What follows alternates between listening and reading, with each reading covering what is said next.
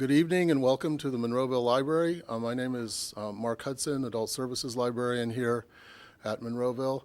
And tonight's presentation is 7 Families of Old Patton Township. This is a program that the library is co-sponsoring with the Monroeville Historical Society. It's one in a long series of programs that we have co-sponsored with the Historical Society. We have a long and productive relationship with them. And have produced many programs like this one. And this presentation uses historic photographs taken from the archives of the Historical Society and brought to life by first-person accounts. Our speaker tonight is Louis Chandler, who is the archivist of the Monroeville Historical Society. He is responsible for the Monroeville photo album, family photo album, the Monroeville Photo Archive, which is available on the Monroeville Historical Society website at monroevillehistorical.org. We'll be seeing many of those photos tonight, and Mr. Chandler will be bringing them to life with first-person narratives, history in the words of those who lived it. Louis Chandler is a retired University of Pittsburgh professor, local historian. He's written a number of books on the history of Monroeville and Pitcairn, including the 2013 book, A History of Patton Township. So without further ado, please join me in welcoming Louis Chandler. Thank you, Mark. Well, good evening. I'm hoping you're going to enjoy this as much as I enjoyed putting it together. Just a few words before we get started. I became interested in doing some interviews a few years ago because we were doing a DVD for the library for their anniversary. And as I was doing these interviews, I realized that a lot of the history I'd been doing had been my own words, and that isn't terrific. It's okay for certain purposes, like if you wanted to tell a story from beginning to middle to end, and that's why one writes a history book. But if you really want to feel for the history, it's best to listen to the people who were there and the ones who lived that history. And while we didn't have a lot of interviews of people actually talking to them, we did have a lot of records of people who had been interviewed in the past, who had done articles in newspapers, whatever. And I started to pull those together and kind of try to do a history as a sort of tapestry of the area. Professor Gordon Wood, who's a very well-known historian, once said that, unlike many cultures of the old world, Americans do not have a single unifying religion, nor do we have centuries of a cultural tradition. There are only 2 things that unite us: language and our history. And we have to constantly work to preserve both of them. And I think that's right. And I hope that what we're doing here is part of that effort to preserve that history. Just as a very brief introduction to what we're going to be seeing, by the late 1700s, Pittsburgh had become a bustling pioneer village. There were houses scattered around among log cabins, and the beginnings of homegrown industries were starting up here. So this was well before the Revolutionary War. It was in colonial times. Settlements sprang up near Pittsburgh and became small villages in themselves. Things like Wilkinsburg to the east was a very early town, a few scattered log houses and a tavern by 1780. There's always been at least a tavern hanging around one of these places. But except for the river valleys, the region to the east of Pittsburgh was sparsely populated, heavily wooded, virgin forests still intact. Among the first families to settle in this region came from a wave of Scots-Irish immigrants, which began in about 1717. So early in the century, the first Scots-Irish started to immigrate from Northern Ireland. Most left because of a severe drought. There was an economic depression. There was hardship brought on by English laws. And so these people began to leave the old country and come here.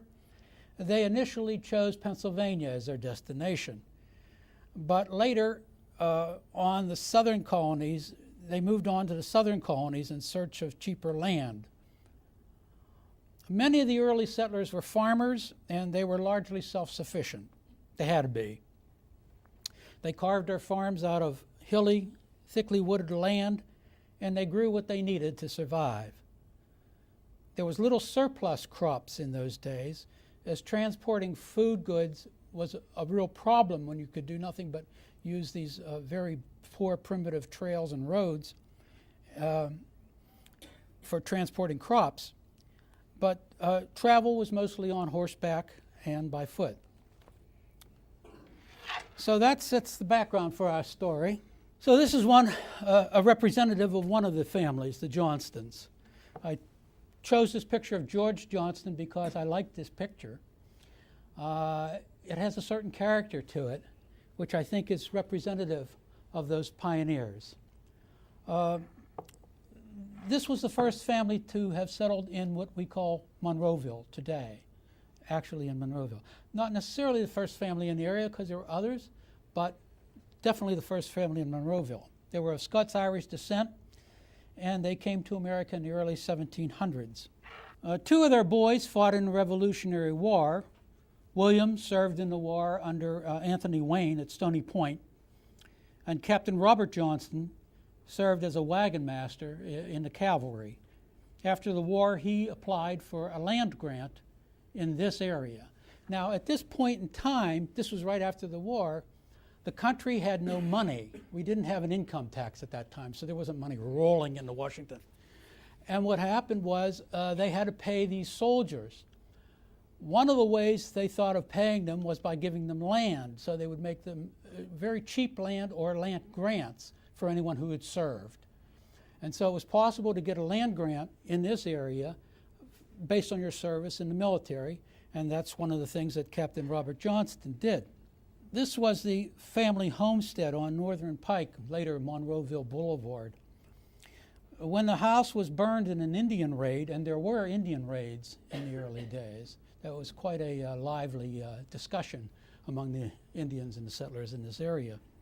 The family escaped by hiding in the nearby granary.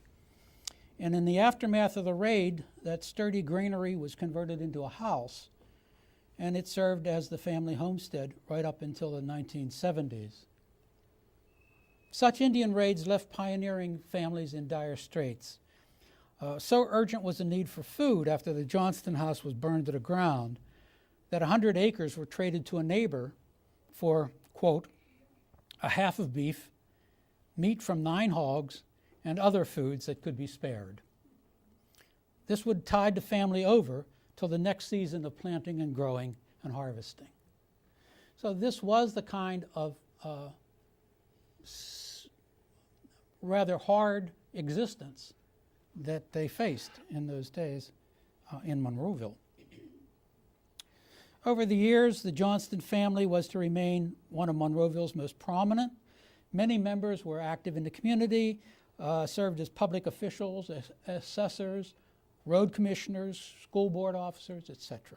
Another testament to the family was the Johnston Airfield, which was begun in the 1920s. It is located in the southern part of Monroeville, near the end of Johnston Road. And today it's the site of the Waste Management's landfill.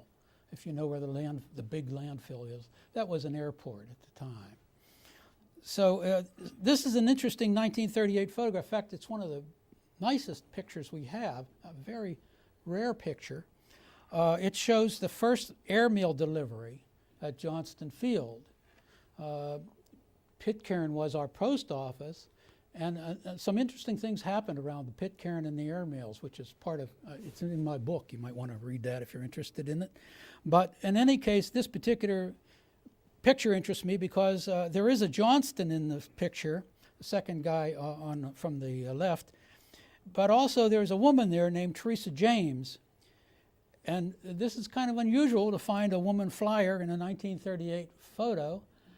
Teresa James later went on to have a career in the Air Force, in the Army Air Force, and during World War II, and finally retired as a major in the Air Force. And she learned to fly here at Johnston Field. She was from Wilkinsburg. There's another Johnston, George. There's a lot of Georges in that family, and he was a member of the Civil Air Patrol, and that's his Piper Cub down there at Johnston Field. In 1987, Floyd Johnston, this guy, who is of the seventh generation of the family, described those days on the family farm. And these are his words.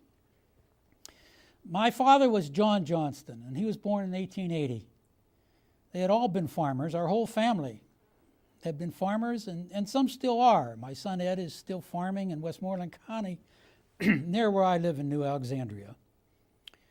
My father was born a farmer and stayed on the farm until he got that romance bug and got married. And then he went to Pitcairn, to the railroad yards, and got a job down there.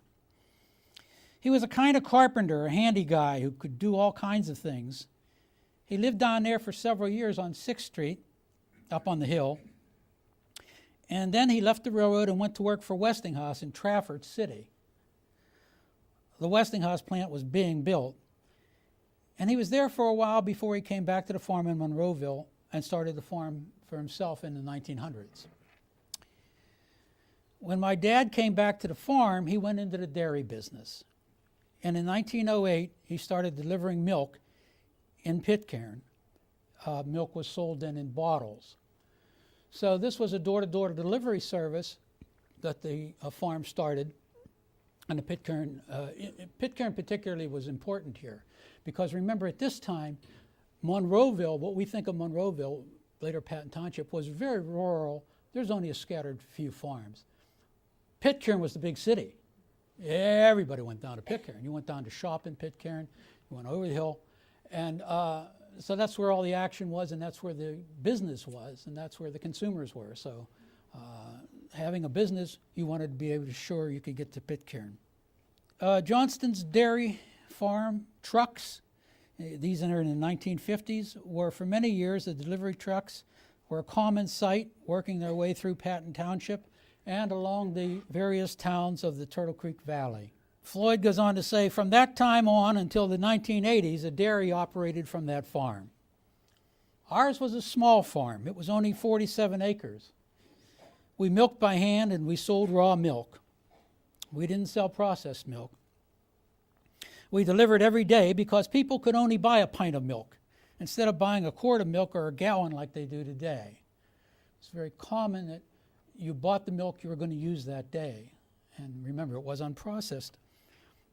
So they bought a pint of milk they would use during that day. So we had to deliver every day. That was 7 days a week from 1908. Milk had been delivered every day from that farm from 1908 to 1930. And in 1930, we finally quit the 7 days a week delivery. Dad had some hired help, and he and Mother and we children done our share of the work. Dad delivered for many years, and we children carried milk around Monroeville every morning when we went to school. Would carry a few bottles of milk. We had about 6 or 7 customers, and we carried milk on our way to school every day. I might have been a little young, but I got up in the morning and I milked one cow before I went to school, and that is as a boy of age 6, first grade. I had to help feed the calves and things like that, and so I did. This particular picture is of the later days in the 1970s. In the 1976, those of you who were in Monroeville remember, this was the National Bicentennial Year, and there were all sorts of parades and things going on in Monroeville, and this was one of them. And in this particular parade, we see Ed Johnston and his wife Kathy and their daughters, and Floyd's prized Clydesdale. Now, Floyd became a Clydesdale enthusiast, and he began to raise those massive, beautiful horses and had them there and would show them and exhibit them and take them around the country. And this is the Bicentennial Parade. Floyd himself is shown here with a replica of a prairie schooner which he built and drove with his wife and grandson Lee during the team of oxen, driving this team of oxen in the bicentennial celebrations. And here's Floyd with his Clydesdale Holly on the Johnston farm in 1974. This is already an interesting picture because it's a shadow of times to come. Look in the background. That's the Monroeville we know, right? This is the Monroeville he knew. So it's a transition picture. After 8 generations, the Johnston family farm, one of the last working farms in Monroeville, went out of business. And in 1980, the land was sold to a real estate developer. This was the farm. Towards the end, it would have been on the, if you're heading toward the Borough Building, it would have been on the left-hand side of Monroeville Boulevard, southern side of Monroeville Boulevard. And now the site of Golden Living Center, those of you that know where that's at. Okay, well, the next group of people that I want to talk about is the Myers family. I said when I introduced the Johnsons that they were kind of the first people, but not really the first people. Well, it depends on your geography. Myers were here in the general area of what we used to call Patton Township, but mostly towards the Turtle Creek area. Incidentally, sometimes it's M-Y-E-R-S and sometimes it's M-I-E-R-S, so you take your choice. The Myers family were the first settlers in this part of western Pennsylvania. Martha Myers was the wife of Eli Myers, and Eli Myers served in the provincial troops in the French and Indian War, which, as you know, was much earlier than the Revolution. And he served under General Forbes. He died in 1765. Now, a few years after his death, the Penn family opened a land office out here, or a land office in Philadelphia, actually. And the widow Myers purchased some 350 acres in western Pennsylvania, quote, situated on both sides of the Turtle Creek and the great road leading from Ligonier to Pittsburgh. So what the Penns were doing was trying to sell off as much of this land as they could because they wanted settlers out here, because they really weren't crazy about having the Indians out here, and they would just as soon have somebody who was willing to settle the land. And so the widow Myers, as she's referred to in the books, at the age of 54, moved her family west to start a new life on the frontier. That was in 1769, so that was quite an achievement. Myers' location made it a natural stopover along the route to Pittsburgh. George Washington mentioned stopping to dine at, quote, the widow Myers on Turtle Creek. So we did get mentioned by George Washington somewhere along the line. Can't say he slept here or slept there for that matter, but at least he stopped. He seized the opportunity of providing food and shelter. She seized the opportunity of providing food and shelter to travelers going west. And in 1774, she opened an inn, which was really a way station for stagecoaches out of Pittsburgh. We, in Monroeville, incidentally, are about 1 day out of Pittsburgh by stage.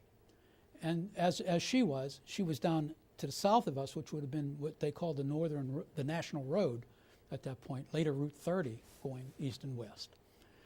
And so her Wayside Inn became a landmark in the Turtle Creek Valley, and it was actually only torn down in 1912. So it was a fixture in Turtle Creek. Still another chapter in the Myers story begins in 1782 when Myers' 2 grandsons, Sam and Eli, were captured in an Indian raid. The young boys were held captive for 2 years and only released when a treaty resulted in an exchange of prisoners with the Indians. This was not all that uncommon. If you know anything about the Indian raids in the early part of the country, they would take captives, typically not males. Those would die in the raids. But the women and children were often taken captives. And there are some interesting accounts of women who were raised in Indian villages during those periods of time. It's an interesting piece of the history. Okay, so Eli Myers was the descendant of the widow Myers, and he was a postmaster for many years, beginning in 1880 right here in Monroeville. He lived with his wife Maria and 9 children in a log cabin, which is right where the entrance to Garden City is now. In 1888, he purchased James Dempsey's General Store, moved his family there from this 5-room to Northern Pike. And to the present home, there was where he lived with his wife and his 2 daughters, Margaret and Virginia Etta Myers. It was from this shed that the postmaster handled 1 mail a week. That was on Saturdays. And then they went to Wednesdays and Saturdays. And then 3 days, Monday, Wednesday, and Saturday. It's interesting that nowadays we're told we couldn't possibly give up our Saturday deliveries, right? Well, they didn't have Saturday deliveries for a long, long time. And rural free delivery began in 1905. Life for the Myers sisters centered around going to school in their 1-room schoolhouse. And this is one of those that was here in the area. And we have actually some pictures of quite a few of these. And there were 7 or 8 of them at different points in history. When they weren't in school, they were working in their father's store and reading postcards, according to Etta.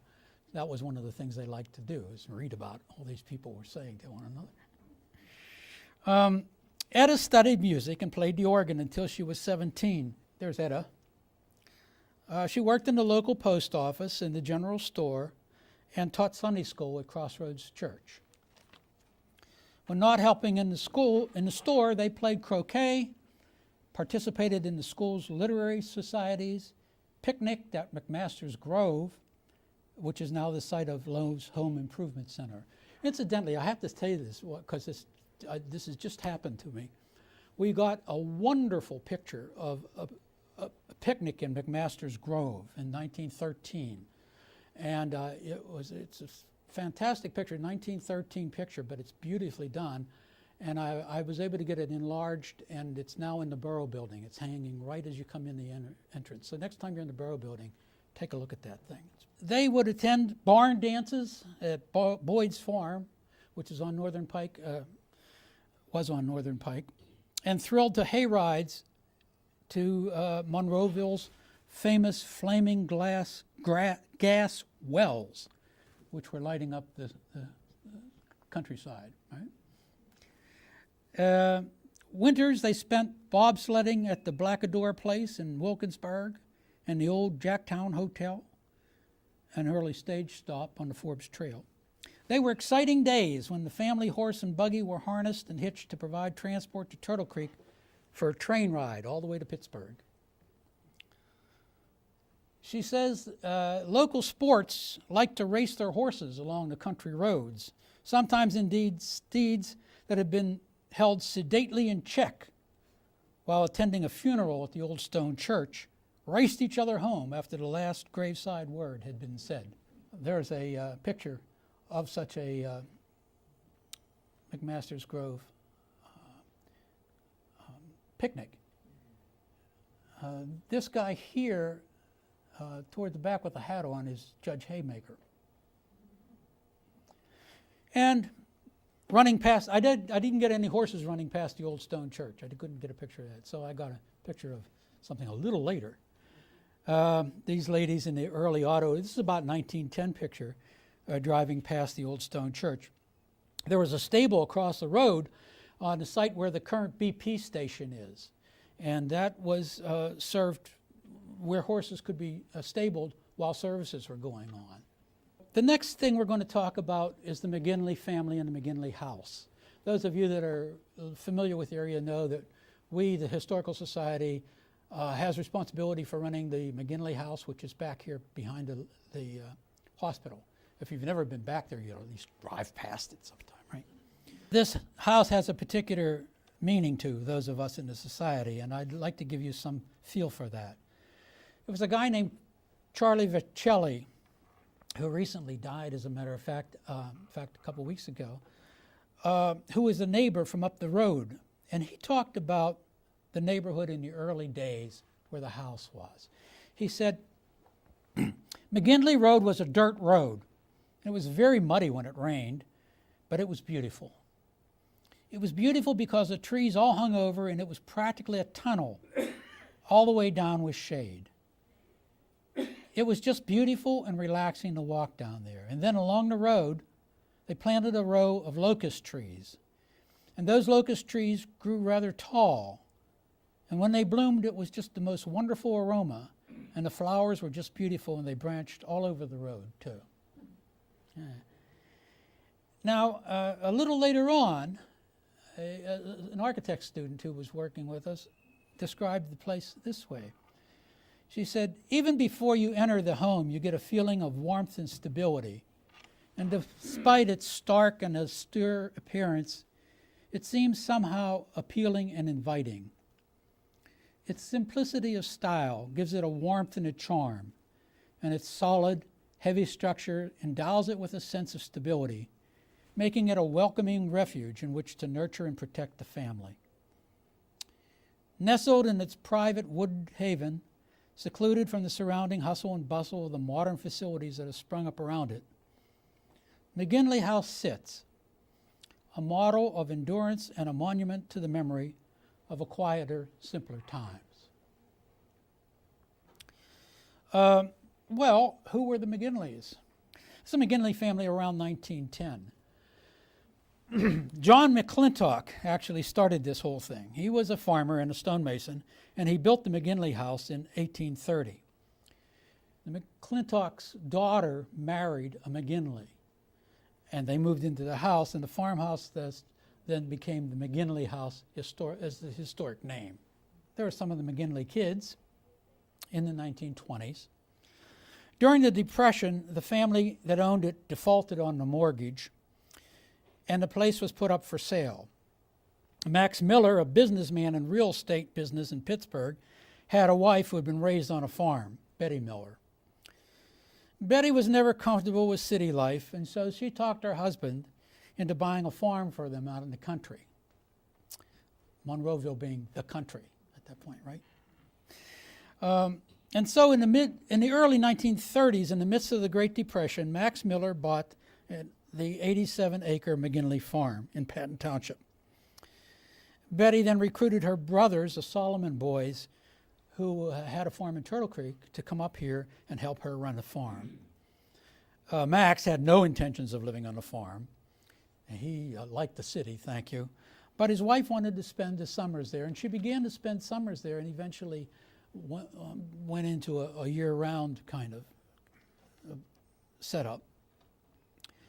So her brothers, David, Julius, and Harry Solomon, were invited to sell their place and to move to the new family farm in Monroeville. One of the people I talked to was an Ed Welford, who's in Michigan now. Ed remembered this farm as a child, and he said this: I lived at my grandparents' farm during my summer vacations in the 30s and the early 40s. And later my family would drive to the farm on Sundays to spend the day. And even after I married, we went to the farm to visit. On Sundays, you could find at least 10 to 20 relatives and friends visiting my grandmother, Elizabeth Miller. And she made sure that every one of them had dinner. Every Sunday, the family farm was a meeting place. Great Uncle Harry would saddle a pony or a horse, and we would all have rides. And when we wanted to take home eggs or berries or apples or corn or whatever, we'd go out and pick them right in the fields. This is the Solomon Miller family. The Miller-Solomon farm was a working farm. There were fields back there of hay, feed corn, wheat, oats, sweet corn, and other crops. There was an apple orchard, a vegetable plot behind the house, and a very large patch of red and black raspberries. There was a large barn that housed 15 to 20 cows and 6 to 8 horses. There was a hen house, and they raised turkeys, geese, ducks, and peacocks. And some people still remember Betty's peacocks out on the lawn out there. Quite a sight. Elizabeth Miller was the patriarch. She did everything. She worked in the fields, fed the poultry, milked the cows, cooked the meals, did the laundry, maintained the house. On Fridays, she baked bread, and she always gave some to the local Catholic priests and nuns. This was a Jewish family, of course. On Saturdays, Elizabeth, Mary, and Clara would drive to the mall to do their shopping. And on Sundays, relatives and friends would come to spend the day. People would come from far and near. This is a very nice picture, I think, of Betty Miller on the farm. Harry was one of the youngest brothers. And when the Solomons came to the farm to help out, it was Harry who volunteered to look after the horses. Everybody took a chunk of the farm to be theirs, and Harry wanted the horses. His special love was his trotters, which he exercised on a specially built racetrack on the hill just up behind the farmhouse. And that's where Westinghouse is now. He had a track up there, and he would run his trotters around. At one point, Max Miller bought a trawler, or maybe it was a pacer. Ed's not sure. The name was Silver King. Harry was a sulky driver. And when they raced that horse at the county fairs, Silver King was the champion of its day.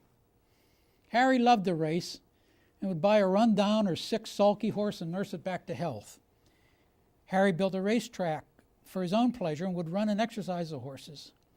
There were work horses and riding horses, and Harry oversaw them all.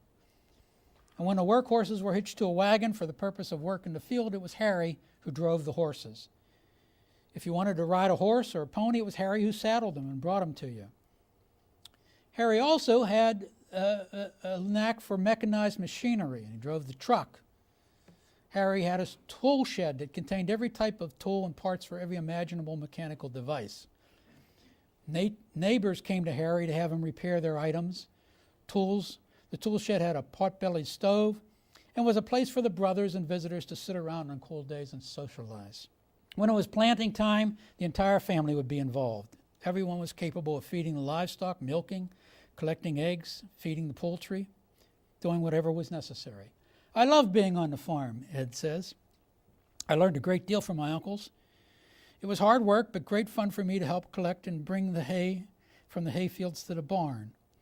Uncle Harry would be on the bed of the wagon while my uncles, Julius and David and I, using pitchforks to throw the hay on the wagon, and Harry would balance the load.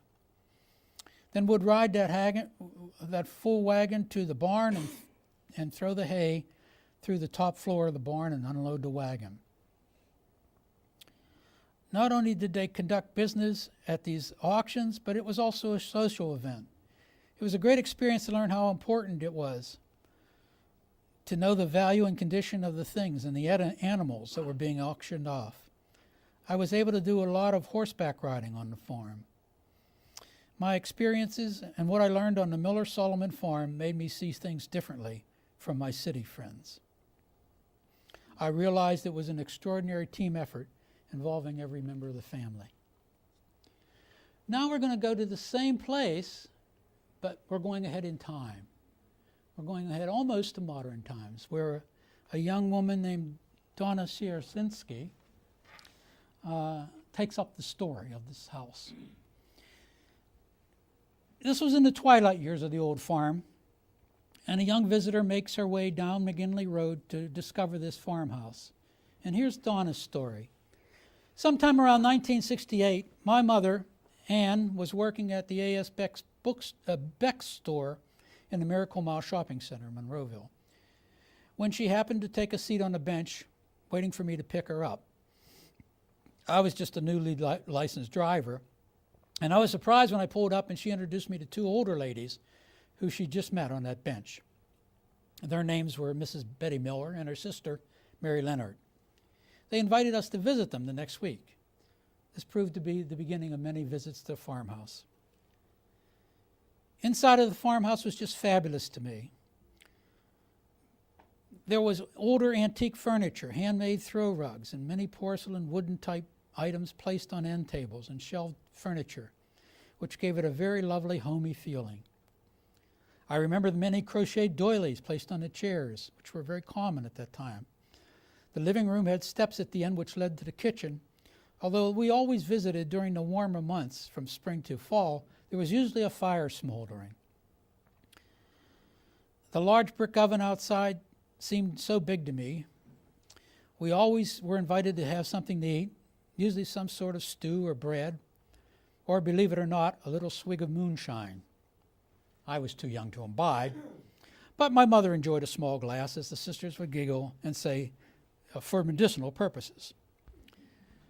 There was always the scent, too, of evergreen liniment they used for their minor aches and pains during the day. Both women wore dresses, never pants, and in the cooler months had hand-knitted sweaters or shawls. Both Mrs. Miller and Mary were exceptionally fun and lively women. And there they are. Our fall visits were the best, with a crisp scent of autumn in the air, homemade and delicious apple pie baking for dessert. At that time, the East Suburban Hospital was not yet built, and Westinghouse was just coming up to buy the property. And I remember their chagrin over the sale. Would they still be there? What would happen to the old house? Well, as it turns out, Mary Linhart passed away in the 1960s, and in 1967, Westinghouse Corporation bought all that land, including the farm, for their nuclear research facility, which they then inhabited and left us with. In 1969, at the urging of Councilman Jimmy Monroe, Westinghouse was persuaded to make a gift of the McKinley house to the municipality of Monroeville to be designated as a historical center. And part of that agreement, Betty Miller was allowed to reside in that house until she could no longer live independently. And that was part of the arrangement. She died in 1986. Now, this lady is representing Joel Monroe for me. Now, some of you may know Joel Monroe. What was he famous for here? Monroeville, yes, we were named after him. We were not named after President Monroe. It's a common fallacy. So our story begins here with Rebecca Gillisoy. She was the great-great-great-great-granddaughter of Joel Monroe, and she holds the deeds to the Monroeville property in this picture. And she passed away in October 2005 in Foster City, California, and she left us quite a bit of legacy from the Monroeville family, which is in our house, in the McKinley house now. Here he is. Here's the old guy himself. Hard to have a picture like that around, but there it is in 1820, Joel Monroe. He was a farmer from Virginia, and some of those guys moved north. There was a big fight, as you may remember, about the boundaries of Virginia and Pennsylvania, and before that between the French and the British as to who owned western Pennsylvania. And it was in everyone's interest to get people settled. So people were getting all kind of land deals up here. Joel got a land deal for 125 acres in western Pennsylvania. It was Joel Monroe who, by selling off small lots along the turnpike at that point, encouraged the development of an emerging community. The community would be called Monroeville. It actually was Monroeville in the early days, became Patton Township, and became Monroeville again. His land was right where the bridge goes over to the municipal building, right there, over 22. So that was his property. So he was really in the center. He ended up being in the center of Monroeville. The turnpike was right across there, so he was right on the turnpike. And he became the first postmaster. What happened was, in those days, you had to apply for a postal designation with the government, and he filled out the paperwork. And in so doing, they appointed him the first postmaster. And when the name came, you needed a name, however, to put on envelopes, right? And so when the name came, somebody said, well, Monroeville. And thus we became. And there's the Duff family. Now, the Duff family comes into this picture because they lived right next door. And the restaurant that's there now, Golden Corral, is it the Golden Corral? Yeah. Yeah, that was placed on Duff, and Duff Road goes right in back there. So that was the Duff property. They were next door neighbors, and Henry Duff married Rebecca Monroe, who was the daughter of Joel Monroe. And Joel sold the farm to his son-in-law in 1854. So the Monroes actually left here in like 1850s and went north. But their story continues. This is the Duff farm. It was near the core of Monroeville. By the 1920s, gas stations and roadhouses had sprouted up along the road on the Duff farm. And in 1940, Annie Duff sold a strip of land along 22 for the sum of $1 per acre. This is the next part of our story. The Duff family, like many others across the country, was to personally feel the impact of the nation's Civil War. Henry's son John fought in the Union Army, and he died from wounds he received at the age of 18. Incidentally, we had about 60 young men from our area, from Monroeville, in the Civil War. 30 of them are buried in our cemetery up here, and we've identified those graves now, and most of them are marked. This particular story is of a guy named Lieutenant Aaron Trahere of the 107th Pennsylvania Regiment. Trahere was wounded, and he was laying in a military hospital in the eastern part of the state recovering. And a fellow soldier named John Duff got to talking to him. I guess you killing time, laying around a hospital, nothing to do. So it was talking about his home in western Pennsylvania, and he told him all about this sister that he had. This is someone you should meet, this girl. This is terrific. So apparently he described her quite well, because when Trahere recovered from his wounds, he got on his horse and journeyed to the Duff farm, there to meet and marry Margaret Duff. Many of the Duff and Trahere descendants stayed in this area, intermarrying with the early farm families such as the Carlisles, who owned the farm across the road. So now we leap from the two neighboring farms across the road to today. There's a set of, they were called Northern Pike Apartments at one time. I don't know what they're called now. They changed the names of these things. But those apartment buildings across the road. And it was there that this house was built. It was James Larimore Carlisle's house, his distinctive farmhouse on a rise on the Northern Turnpike. The family called it Hillcrest. Hillcrest was a kind of landmark for this place for quite a number of years. In those days, what people did was they went from one house to another to celebrate things. There was no senior citizen center, there was no library, there was no municipal building. So everything kind of took place at houses. And this became a kind of gathering place where people could go for weddings and picnics and holidays and things of that nature. There's a wedding being held at Hillcrest. The Carlisles often held these social events, picnics, family gatherings, and that sort of thing. A couple of Hillcrestians. And one of my favorites, Toodles. Farm animals, of course, played a major role in the lives of children growing up in these rural Monroeville. And here we find the family pet, companion, and trusty guard dog, Toodles, that is a custom post at Hillcrest in 1915. If you go to our cemetery today, you'll see these two rather distinctive graves, and there's a star in the back indicating it's a Civil War soldier, and that's Lieutenant Aaron Trahere and Margaret. And so they're together again. Haymakers. Now, we all know Haymaker Road, so we have a vague idea that there was somebody named Haymaker, and indeed there was. This particular house is now at 1256 Northwestern Drive, right off of Haymaker Road, and it's the Haymaker Log House. As you can see, it's been very beautifully restored, and a lot of TLC went into that house by the various owners, including the Brooks. The house started out with William N. Haymaker, who married a woman named Mary Simpson and moved with his new bride into a log cabin that today bears the family name. They were to have 8 children, one of whom would become a prominent judge in Patton Township. I showed you his picture earlier, actually, and later an assistant district attorney, Pittsburgh. There's William and Mary in 1865. Now, William fought in the Civil War, and he returned home to the family farm. And after the war, William Haymaker continued to be involved in his community, farming his land, and filled various town offices. He was a bit of a big wheel here.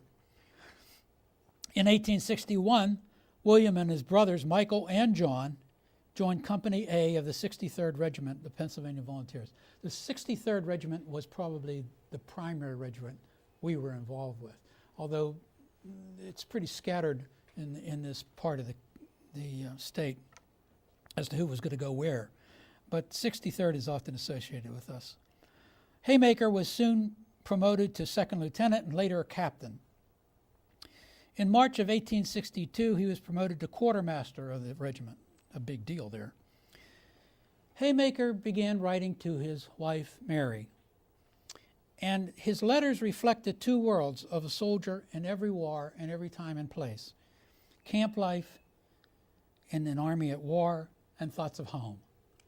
So I'm going to read to you a little bit of Haymaker's letters to give you some feel for how they describe what's happening. Dear Mary, he says, I take the opportunity to address a few lines to you to inform you that I am enjoying the pleasures of good health and sincerely hope that these few lines will find you and the children enjoying the same blessing.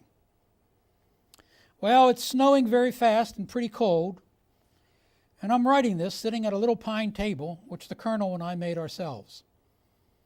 On the table is some writing paper, 2 inkstands, 3 newspapers, and 1 candlestick with 4 inches of candle on it, 1 pair of black gloves belonging to your husband. We are living in a canvas tent called a marquee or wall tent, which is about 10 feet square, with a brick chimney at the end of it. 1 old split-bottom chair and a couple of camp stools. Our bedstead consists of 3 poles laid crosswise, then boards laid lengthwise, enough for both of us. There are 7 blankets, 2 comforters, 2 ticks filled with hay, and 1 feather-filled pillow. We sleep pretty comfortably, except when the colonel gets obstreperous and rolls out of bed and takes the covers with him. Our bed is elevated only about 4 inches from the floor, so he can roll out of bed without wakening. And you know I am a sound sleeper, so I don't wake until I'm nearly frozen. Tell Joe to get plenty of coal and feed the horses and the cows. And tell John to take care of that Southdown lamb that I bought him. Tell Ida to be a good girl, and I'll bring her something nice when I come home. I was pleased to hear that Joe is taken with his books. You'll hear about that, Joe again. And that Anna was good to work with horses. Tell Virginia to let Anna be, so as not to annoy Anna. Virginia must attend to the lambs.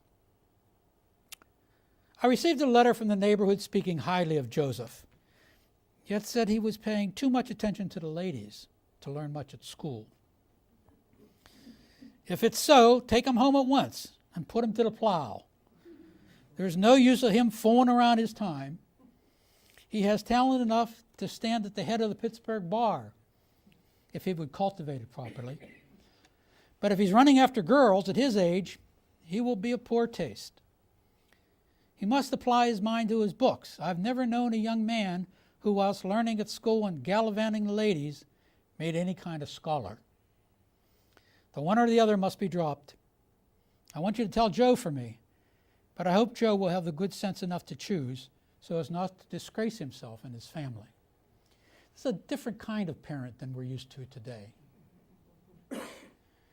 And later, is Joe going to school in East Liberty? Yeah, and he was. If he does, go see that he behaves himself. And if he doesn't conduct himself properly and pay attention to his studies, fetch him home. I would rather see him follow the plow with good character than be at the head of the Pittsburgh bar with a stain on his character. He has sense enough to behave himself if he will, and intellect enough to master any study if he puts his mind to it. And then occasionally we see the affectionate father talking to his children directly. Dear Anna, I enclose a nice flower for you. The flowers are beginning to make an appearance. The peach blossoms are falling off. The weather's getting very pleasant here. Here being Virginia, their unit was in Northern Virginia. The leaves are coming out fast. Anne, I hope that you will be a good girl and don't let your mother work too hard. Can't you and Joe write? Always the complaint, why don't anybody write to me? And he was like that all the time. He's complaining all the time about letters. William Haymaker soldiered on, a proud member of the 63rd Regiment, a regiment that would see its share of hard fighting in Northern Virginia in the battles during the summer of 1863. That was his boss, General Hayes. There were a number of men from Patton Township in the 63rd. They were led by Colonel Alexander Hayes during the Battle of Seven Pines in 1862. As I said, more than 30 of the veterans are buried into Crossroads Cemetery. Regarding the ending of the war for them, these battles in 1863, he says, "It's been 5 days since I wrote to you. There was an awful battle fought since I last wrote. Our regiment has suffered very severely. Colonel Kirkwood is very severely wounded. It's doubtful if he'll recover. He's shot in the side and one leg. His thigh is broken. He has not got to walk well on his leg since he was wounded at Bull Run. This battle, he got his leg well broken, and if he lives, he will never be able to take command again. Major Danks is missing, and it's supposed he was killed. Our adjutant is missing, and supposed killed. He was last seen falling off his horse. Captain Smith of Company A is missing and supposedly dead. He was seen falling. Captain Thompson, Company D, was shot in the neck and died. Lieutenant Williams of Company G was killed. There are several officers slightly wounded. I am now the only staff officer left of the set of officers of the 63rd Regiment. I think our regiment will be consolidated with others, for we are much reduced. We now number 230, so we must be mustered out or sent home. Dear Mary, it's now about a week since I wrote to you. We have been on the move and having battles every day for the last 12 days. We've had some very heavy battles. So while I write, I can hear the artillery booming away. It's been a hard time for the soldiers. We never had such marching and fighting. Major Greenwald will not live another 24 hours, I think. The loss of our regiment is to 276. We went into battle with 475 men. When I speak of the loss, I mean the killed, wounded, and missing. The losses of our army is said to be 41,000. We are getting heavily reinforced. Our army is much stronger today than when it started. Our army feels sure of success, and we have great confidence in General Grant. This is the 47th day of the battle. 47 days of battle. I mean, that's a long time to be under fire. There has not been one day since we commenced that some part of the Army of the Potomac has not been engaged in and some men killed. Dear Mary, I was pleased to hear that you are all well and getting along. You did not say what kind of harvest you had. I suppose the oats is short. What is John about? Is Virginia and Ida going to school? How's your apple crop? Are the young trees going to bear fruit this year? Have your apples commenced to get good yet? Have you plenty of pears? I was in hope that I would be home to eat some of them. I may be disappointed, I can't say certainly. My love to all, ever yours, William Haymaker. Now, Haymaker was wounded at the Battle of Fair Oaks, Virginia in 1862, a battle that cost the lives of many of his regiment, as you heard, and his Monroeville neighbors. And we have quite a few of the neighbors right around in this area who he knew and were friends and neighbors of his who died in that battle. The 63rd remained engaged in the Battle of Petersburg, and their term of enlistment expired in 1864 when Haymaker returned home to the family farm. After that, he continued to be involved in the community, farming his land. He eventually moved to Turtle Creek, where he resided till his death in 1904. William and Mary are buried in Crossroads Cemetery. It's a rather prominent stone. The next group that I'm going to talk about is the Thompsons. This is Robert and Mary Thompson. The Thompson family immigrated to America just before the War of 1812, and in 1816 they bought a farm in Patton Township. Just a historical footnote there, this Patton Township business comes up. We were the village of Monroeville, the village. It was a little tiny couple houses, Joe Monroe's lots. As time went on, it became a township, Patton Township, and it included things like Pitcairn, part of Turtle Creek, and Wilmerding, things like that. So it was all Patton Township. Later on, Patton Township split up, and then we became Pitcairn and Monroeville, and so we were once Monroeville and became Monroeville. That's how that worked. So they bought a farm in 1816, which was then Patton Township. And the farm would remain in the family for 100 years. The family was to rise to prominence in the area. They were very active in the community and in the Bethel Presbyterian Church. Characters. In the 1855, the family homestead passed to a guy named, and I love this name, Honest John Thompson. Now, I don't know if he called himself Honest John Thompson, or people around him said, you know what, this guy is really honest, or how that happened, but he ended up being, for posterity, Honest John Thompson. There he is. And then to Colonel Elmer E. Thompson.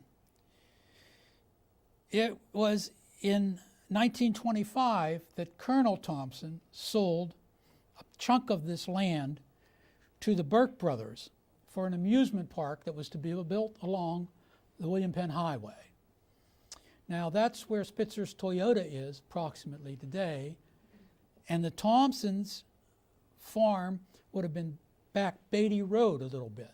So if you went back Beatty Road, which goes off where the Giant Eagle is there, cut across there and go back that way, there's two Thompson houses. There's the original one was right at the end of that intersection, and then there was a house up on the hill, which I'll talk about in a minute. Burke Glen was an amusement park. Yeah, and this guy had an idea. Well, here's what we'll do. We'll have a park in the country where people can come from the city, from these harassed lives they lead in the city, out to the beauty of the country and enjoy a good day of picnicking and fun in the amusement park. This is a very unusual amusement park in the sense that all the other amusement parks around Pittsburgh, like Kennywood, Westview, were built on trolley track lines so you could get there. No trolleys out this way. So this one was built as a park for the driving public. And they emphasized that and said plenty of parking, free parking space. We like to say that in Monroeville now too. Plenty of parking space, come on out, Burke Glen offered an arcade, amusement rides, an impressive roller coaster, the Speed Hound, a park-like setting, picnic groves, miniature golf, and a swimming pool. Some people even remember the swimming pool. Some of you that have been around for a while probably remember that pool. The pool was like the last thing to close, I think, in that area. The park, and this is something I learned historically, would be complete with an outdoor organ box that played one song, Henry's Made a Lady Out of Lizzie. So you can let your imagination run wild with that. Yeah, the Model T, Tin Lizzie. Adjoining the land went to William McClellan Thompson, who built a large farmhouse on the crest of the hill in 1858. This was the Thompson house that's up on the hill behind there. And it's the Robert Thompson farmhouse. It was one of the first farmhouses in Monroeville to have natural gas. And People's Gas Company came out and extended service to Monroeville in 1908. And that ended the era of the oil lamps. Neighbors congregated at the big house on the hill for all kind of community events. They took advantage of these modern conveniences and these well-lit big rooms that the house had. June Thompson Woods remembered growing up on that family farm. Oh, there's June. June was a studious person, as you can see, and she wrote down all kinds of stuff. She kept a diary, so we have some of her words. She said, there were square dances held in our home. Muslin was stretched on the living room floor and the dining room floors for the square dances. Pup called the figures, and Mom chorded on the piano for Mr. Bill Finley, who played the violin. So that was the evening's entertainment there at the Thompson farm. A picture of the Thompson farm. I call this one girl power, 1930s style. And this is the Thompson women working on the farm in their victory garden in the 1940s. As you may remember or may have heard or know, people were encouraged to have gardens in the 1940s and grow their own vegetables and such, and they called them victory gardens in deference to the war going the government had encouraged people to become self-sufficient, and these victory gardens sprang up all across America. This is Darrell Thompson with his grandfather on the farm. There he is with Shep, another dog. I love these pictures with dogs on them. I don't know why I end up with all these pictures with dogs, but there you are. And there's Joan Thompson Woods, looking very dapper in her 1940s outfit. This is the Thompsons today. Darrell and Billy, his wife, in Apollo, PA, where they live out the road here. Now, there's an interesting afterword to this story, and it has to do with that old Thompson farmhouse that I was talking about. A few years back, I did a survey of old houses in Monroeville, and when I went to dig a little bit into the Thompson house and went up on the road, even though there were signs that says keep out and gates across there and everything, and finally found my way up and found out that it had since been sold to the Bauman family, who continued its farming tradition by caring for livestock. And they provided a shelter for wayward animals in need of a home. And these were animals that typically you don't see at Animal Friends or one of those places, but goats and various kinds of animals. That's what the house looks like today. It's fenced off. One more family to go, and we hit 7. This is the Urichs. This is Dora Urich, U-R-I-C-K. Frank and Dora were immigrants from Croatia who were married in Wilmerding in the early 1900s. In 1920, they settled in Trafford for a brief time. Frank ran a butcher shop with his brother Steve. And when the Ph.D. farm in Patton Township came on the market a few years later, they bought the place. The family kept horses, chickens, pigs, cows, and for a time in the 1920s, they ran a dairy with their own bottles and a bottling machine and a horse and wagon to deliver milk and eggs to customers in Trafford and Pitcairn. On any day, Dora could be found in the chicken coop collecting eggs in her billowing apron, which is the way she always collected eggs, never in a basket. So it's a typical picture. The picture was taken in the 1930s. The chicken house was located on the lower part of Urich Lane across from Urich Court. There's Frank with Babe on the farm in 1937. Frank could be found showing horses in his blacksmith shop, the tool shed he kept out back, completely equipped with hearth, bellows, anvils, hammers, and tongs. The farm had its own smokehouse and a big brick outdoor oven for roasting lamb and pigs and baking bread. There was also a sawmill where timbers could be cut and milled. A lot of these places had sawmills, or there were sawmills close to them, and we still have the remnants of some of those along Thompson's Run Road, for example. There's an old place that used to be a sawmill.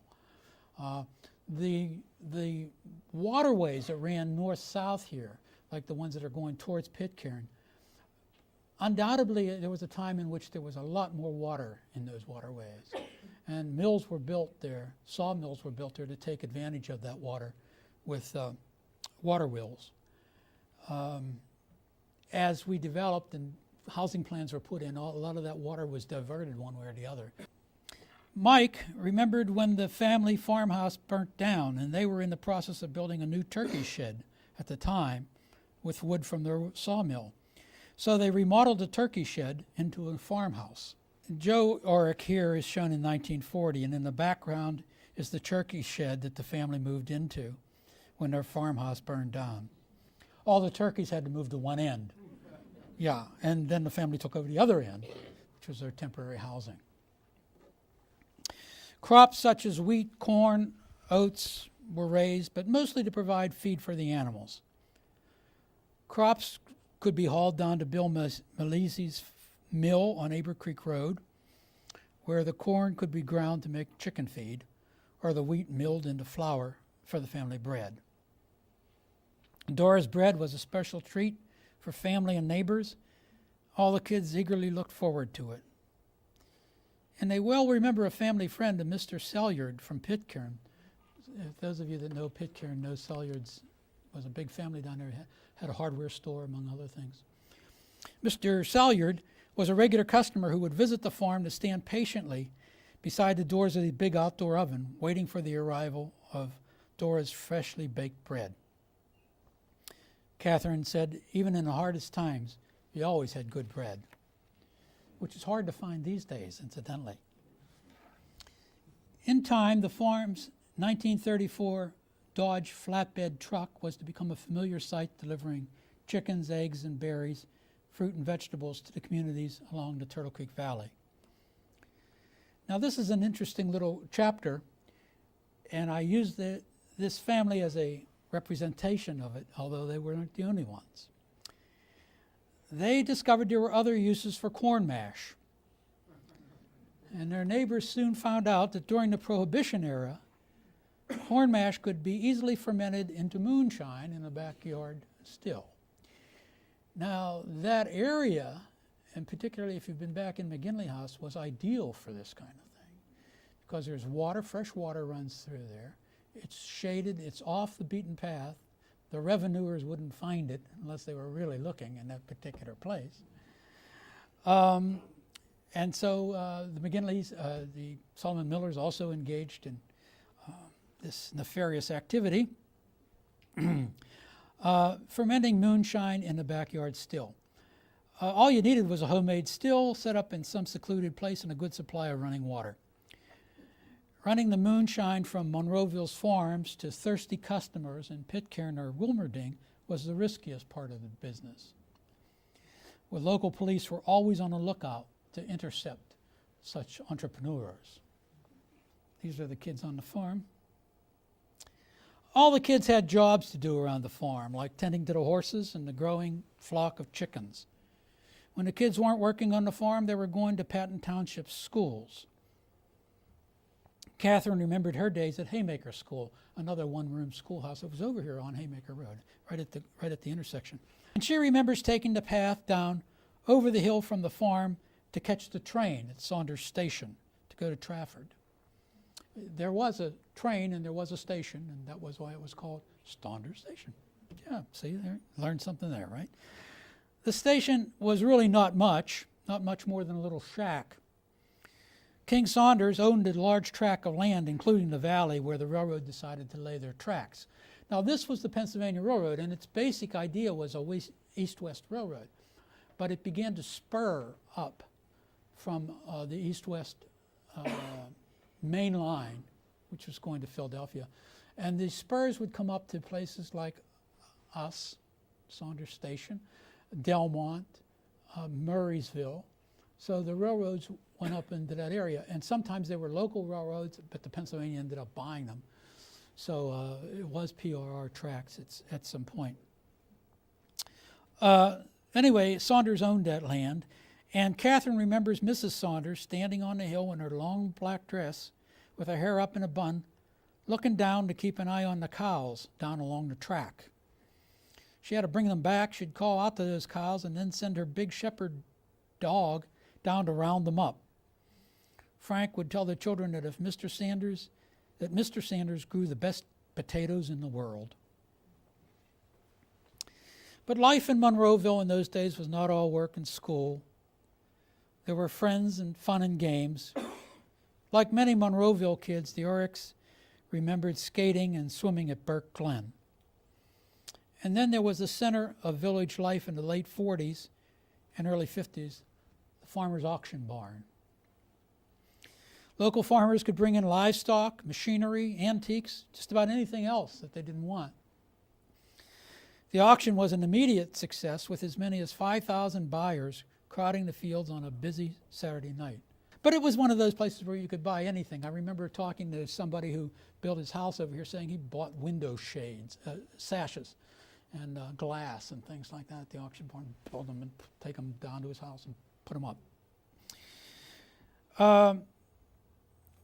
Auction barn really was a big success and actually was our first shopping mall kind of thing.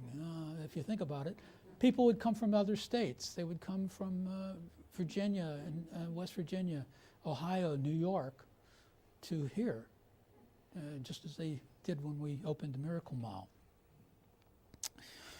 Dot tells of her childhood days when she was living at the far west end of Northern Pike, down towards Hall's Station, near Thompson Run, from where she would walk all the way to the auction barn.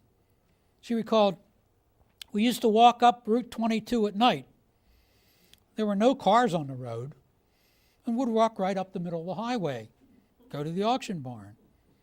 And there you'd meet everybody. Everybody went to the auction barn. And of course, spending time with your best friend is always a fond memory." And Catherine recalls her childhood friend, Frances Glendenning. And Catherine said this, "For fun, we walked a lot. And Frances knew every weed and every flower and anything that ever grew in the woods. We walked and talked and walked, and that's what we did all the time. We planted flowers." Over the years, the childhood friends lost touch, but Catherine still remembers an oath that they made that they would someday live together, same house. Well, this is the Urich family today. And my last slide is this one, which I thought was fascinating. So that's it. Okay, thank you very much. Appreciate your time.